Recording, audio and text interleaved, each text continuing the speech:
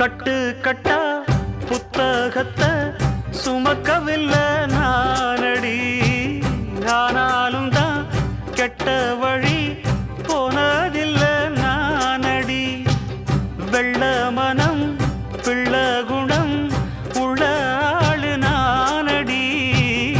என்ன பத்தி ஊருக்குள்ளே நீயும் கொஞ்சம் கேளடி.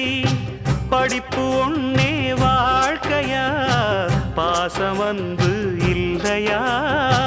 படிப்பில்லாமல் வாழ்க்கையில் உயர்ந்த மேதை இல்லையா? உன்னை கண் போலத்தான் வச்சு காப்பேனடி.